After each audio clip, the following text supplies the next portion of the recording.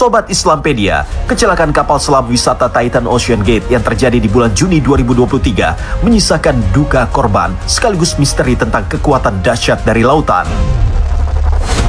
Ocean Gate Expedition sempat menghilang di kedalaman Samudra Atlantik saat berwisata melihat langsung bangkai kapal Titanic dari dekat. Akibat tekanan di dalam lautan, kapal selam wisata itu remuk di kedalaman 4.000 meter di bawah permukaan laut.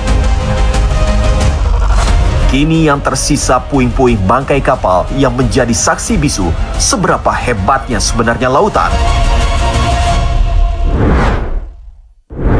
Sobat Islampedia, berbicara tentang lautan, Allah Subhanahu wa Ta'ala berikan begitu banyak rahasia kepada laut. Ketika Nabi SAW ceritakan dalam surah Nur melalui firman Allah Subhanahu wa Ta'ala kepada orang-orang Quraisy yang notabene-nya orang Mekah kala itu tidak sama sekali mengenal tentang laut. Hidup mereka ada hidup di padang pasir. Melihat laut saja bisa dihitung jari. Tetapi Nabi SAW menceritakan tentang laut. Ketika berbicara tentang dasar laut, bagaimana diceritakan? Kadzulumatil bahar. Bagaimana Nabi SAW menceritakan tentang gelapnya lautan. Fi bahril luji. Bagaimana laut itu begitu gelapnya ketika sampai di dasar dan dia itu bertimpah antara ombak dengan ombak. Lalu di dalam ayat yang lain diceritakan Allah Subhanahu wa Ta'ala menyampaikan kepada Nabi SAW bagaimana di dalam laut itu ada gunung berapi. Lalu bagaimana di dalam laut itu ada kehidupan dan lain sebagainya yang itu tidak pernah ada dalam benak orang-orang Quraisy kala itu atau orang-orang Arab pada umumnya. Dan itu diceritakan oleh Allah Subhanahu wa Ta'ala kepada Nabi SAW yang belum pernah menyelam ke dalam lautan.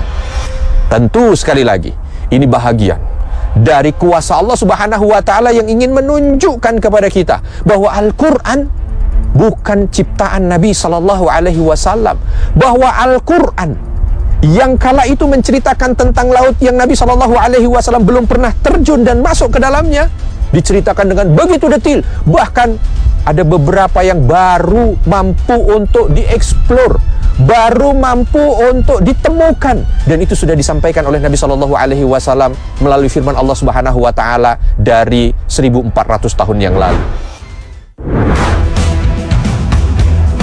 Sobat Islampedia, keberadaan sungai di bawah laut dapat ditemukan di semenanjung Yucatan di sebelah tenggara Meksiko. Sungai ini ditemukan pada kedalaman 115 meter di bawah permukaan laut. Dan untold story fenomena alam ini ternyata sudah dijelaskan dalam Al-Quran 14 abad silam. Allah Ta'ala berfirman, "Dan dialah yang membiarkan dua laut mengalir berdampingan. Yang ini tawar dan segar, dan yang lain sangat asin lagi pahit. Dan dia jadikan antara keduanya dinding dan batas yang tidak tembus." Al-Quran Surah Al-Furqan ayat 53. Ayat ini menegaskan bahwa Allah Subhanahu wa Ta'ala sengaja menciptakan sekaligus membiarkan dua jenis air mengalir berdampingan. Sungai dalam laut sendiri adalah sebuah fenomena alam. Terdapat sungai dengan karakteristik air tawar di dalam laut dengan air asin. Walaupun menurut pandangan mata, kedua lautan itu bercampur. Dalam beberapa kitab tafsir, ayat tentang bertemunya dua lautan tapi tak bercampur airnya diartikan sebagai lokasi muara sungai, di mana terjadi pertemuan antara air tawar dari sungai dan air asin dari laut.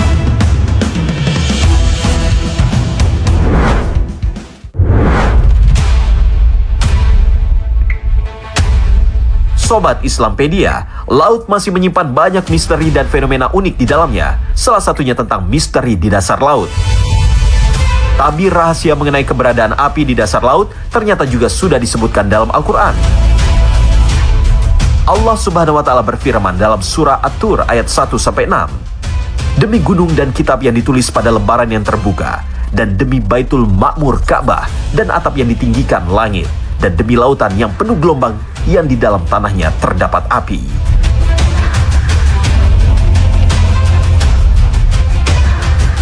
Pada ayat ini, secara jelas Allah Ta'ala memberikan petunjuk bahwa api bisa berada dalam satu tempat dengan air. Namun ulama tafsir berbeda pendapat dalam menafsirkan api di bawah laut. Masalah perbedaan pendapat tentang api di dasar laut ini tercermin dari tafsir Ibnu Katsir yang mengutip pendapat sejumlah ulama. Jumhur ulama mengatakan makna yang dimaksud adalah lautan ini.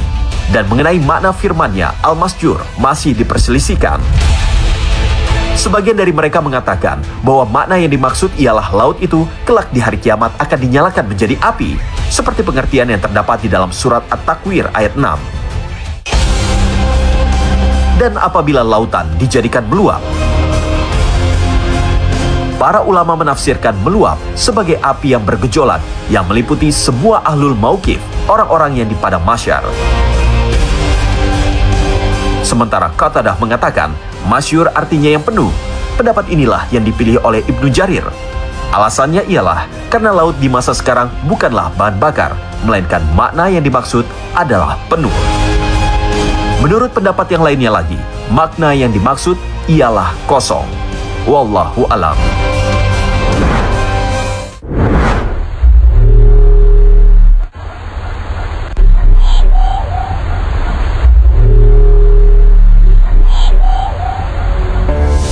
Sobat Islampedia, inilah suara misterius yang tertangkap dari Palu Mariana di kedalaman ribuan kilometer di bawah permukaan laut.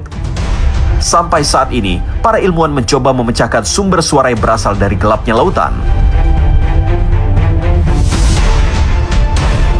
Kondisi dasar laut yang gelap gulita ternyata sudah dijelaskan dalam Al-Quran. Allah Subhanahu wa Ta'ala berfirman, atau seperti gelap gulita di lautan yang dalam, yang diliputi oleh ombak yang di atasnya ombak pula, di atasnya lagi awan. Gelap gulita yang tindih bertindih, apabila dia mengeluarkan tangannya, tiadalah dia dapat melihatnya. Dan barang siapa yang tiada diberi cahaya petunjuk oleh Allah, tiadalah dia mempunyai cahaya sedikit pun. Quran Surat An-Nur ayat 40. Ayat ini menjelaskan bahwa hampir tidak mungkin untuk melihat dasar laut karena sangat gelap. Kondisi ini disebabkan oleh keadaan laut yang minim cahaya, sehingga memaksa hewan dan tumbuhan laut untuk meniadakan kebutuhan akan cahaya.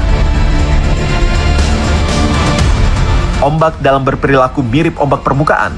Ia juga bisa pecah seperti ombak di permukaan laut, namun ombak dalam tidak bisa terlihat oleh mata biasa. Masya Allah.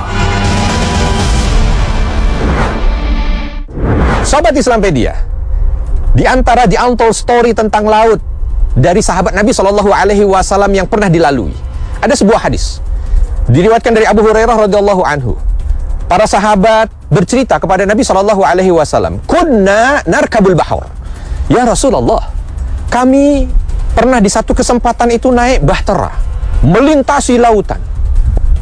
Wa nahmil ma'ana minal ma', dan kami membawa air, tetapi air itu jumlahnya qalil, sedikit. Qalil minal ma', sedikit saja air itu. Afanatawadda' min ma'il bahar. Apakah kami diperbolehkan untuk wudu dengan air laut? Maka kala itu Nabi Shallallahu Alaihi Wasallam memberikan arahan, dan ini menjadi panduan untuk kita. Nabi Shallallahu Alaihi Wasallam menyampaikan, al-bahar, lautan itu tahurun ma'uhu, bahwa airnya itu suci, mensucikan, bisa digunakan untuk bersuci, baik wudu ataupun mandi. Wal hillu maitatuhu, dan segala apa yang ada di dalam lautan dari binatang-binatangnya itu halal untuk dimakan. Masya Allah. Masya Allah, nikmat yang luar biasa yang Allah berikan kepada lautan.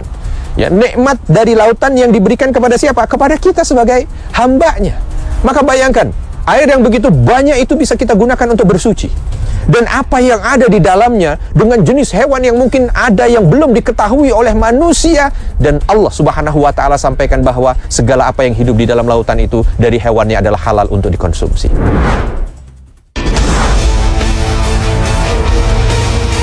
Sobat Islampedia, salah satu wilayah laut yang dikenal angker dan penuh konspirasi di dalamnya adalah kawasan segitiga Bermuda.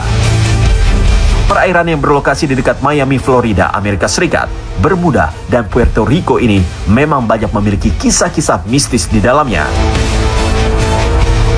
Ternyata, di Indonesia pun juga memiliki lokasi perairan yang serupa dengan segitiga Bermuda, yaitu kawasan perairan Masa Lembo.